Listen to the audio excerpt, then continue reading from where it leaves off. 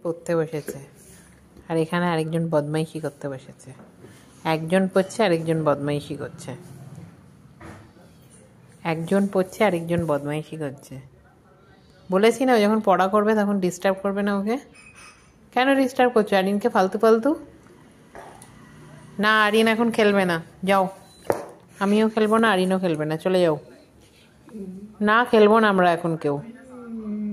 না না না এখন পড়বে আরিন। না আমি এখন আরিনকে খেলতেই দেবো না।